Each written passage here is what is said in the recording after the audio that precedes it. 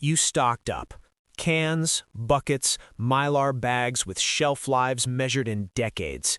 You spent real money. You carried it downstairs and stacked it on top of the weight bench you haven't used since the Obama administration.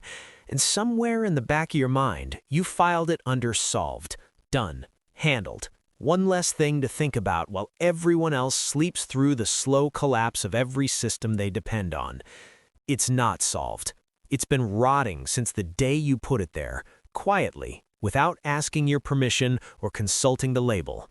The 25-year shelf life printed on that bucket arrived with conditions, a specific temperature, a specific seal, a specific environment that your basement has never once provided.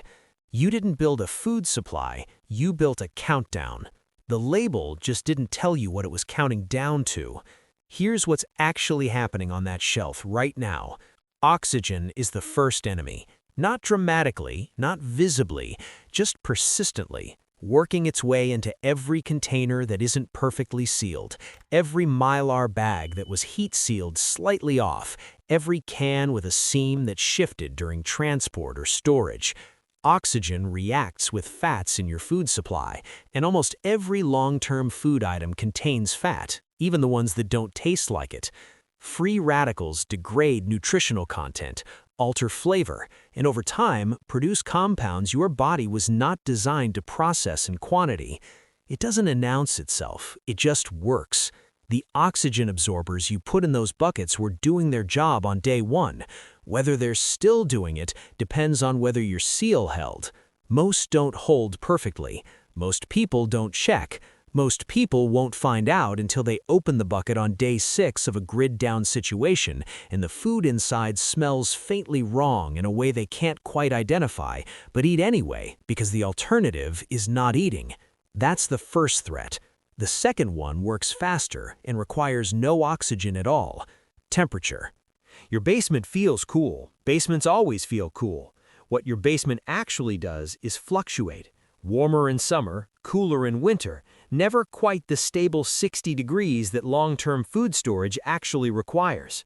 The same process that browns food when you cook it happens in your basement too, just slower, without the heat, without you noticing.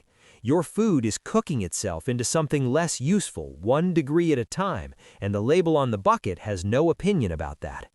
Every degree above that baseline accelerates the chemical degradation inside every container on that shelf. Your freeze-dried meals rated for 25 years were rated at 60 degrees Fahrenheit in a controlled environment. Your basement hit 78 degrees last August. The math on that shelf life just changed, and nobody sent you a revised label. Here's where it gets interesting in the way that stops being interesting. You made it through the first week. Whatever happened, grid failure, supply chain collapse, the slow grinding emergency that doesn't look dramatic from the outside but feels like it from the inside, you made it. You're tired, you're stressed, your decision-making is running on 4 hours of sleep and ambient cortisol. You go to the basement, you open the bucket you've been saving, the one you bought 3 years ago and never touched because you were being disciplined. The food inside is technically still food. It won't kill you today, but the protein content has degraded. The caloric density is lower than the label claims. The vitamins that were supposed to sustain you through an extended emergency have oxidized down to a fraction of their original value. You're eating. Your body is keeping score of the difference. And somewhere around week 3, your body starts showing you the results. You survived the collapse. You're being slowly undermined by the food you stored so you wouldn't be. The bucket is right there. You can read the label. It says 25 years. So here's what you do about your emergency stored food supply. Simple fixes. Rotate your stock. Pull the oldest items forward and replace them with fresh stock every 6 to 12 months, depending on the food type. The people who don't do this are betting their lives on a label written by a marketing department. Some of them will win that bet. Most won't find out either way until the food is already open and the options for course correction have expired along with the contents. The people who can't manage that are the ones who will be very interested in the flavor profile of 3-year-old oxidized rice on day 8 of a grid-down situation. Check your seals. Every mylar bag, every bucket lid, every can with a dent along the seam. A compromised seal is not a minor inconvenience. It's oxygen inside your container doing its work uninterrupted for however long that seal has been compromised. Press the lid. Check the bag. If it flexes where it shouldn't, the seal is gone, and so is whatever shelf life you thought you had. Most people check their food supply approximately never. The organisms inside don't share that schedule. Control your temperature. If your storage space fluctuates above 70 degrees for extended periods, your shelf life estimates are fiction. A dedicated interior space, not the garage, not the shed, not the attic that becomes a sauna in July, extends the actual usable life of your supply significantly. The fix is moving them somewhere cooler, somewhere that isn't a seasonal oven with a concrete floor. The inconvenience of doing that is considerably smaller than the inconvenience of starving on degraded rice in year 2 of a collapse. Most people won't move the food. The weight bench needed the company anyway. Diversify your storage method. Freeze-dried and dehydrated are not the same thing, and they don't fail the same way. Canned goods have different vulnerabilities than mylar bags. A food supply built around one storage method fails as one unit. Diversify or don't. The basement doesn't care either way. Open something. Cook it. Eat it. If it tastes wrong, smells wrong, or has the texture of something that gave up a long time ago, you now have information. Useful information. The kind that costs you nothing on a Tuesday afternoon in April and costs you everything on day 3 of a situation where the store that would have fixed this is no longer an option you have. Most people won't open anything. The bucket feels safer sealed. The feeling of preparedness lives in the not knowing. The day you open it and find out is the day the feeling ends and the actual work starts. Most people prefer the feeling.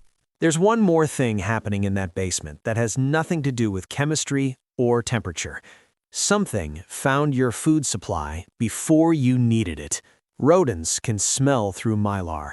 Not into sealed buckets, but mylar bags stored loosely, stacked against a wall, sitting undisturbed for 2 years in a dark basement, are not the impenetrable fortress the packaging implies. Mice can chew through mylar in under a minute. They don't announce themselves. They don't leave obvious evidence until the damage is already done. They just find the food, get into it, and move on. What they leave behind isn't just missing food, it's contaminated food. Rodent urine and droppings carry hantavirus, salmonella, and leptospirosis. You can't see it, you can't smell it in a basement that already smells like a basement. You open the bag on day 4 of a crisis, the contents look mostly fine, and you eat whatever got left behind. Insects are slower and more patient. Weevils, moth larvae, and grain beetles don't need to chew through anything. They're already inside. Commercially packaged grains and legumes frequently contain eggs that were already present at the time of packaging. At room temperature, in a sealed container, they hatch slowly. In a warm basement over 2 years, they establish colonies. You open a bucket of rice that looks perfectly normal and find it moving.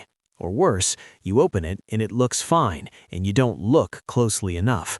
The oxygen absorbers you put in those containers were supposed to prevent this too. Oxygen deprivation kills adult insects and prevents egg hatching under ideal conditions.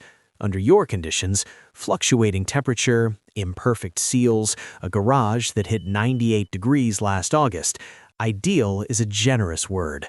Mice have been in that basement longer than you have. They found the mylar bags before you remembered they existed. They're not leaving. You built exactly what they needed and labeled it emergency supply. And while you're at it, look at the water containers next to those buckets. Plastic leaching, chlorine gone, things growing that have no business being in your emergency water supply. Same system, same failure. That video is on the screen right now.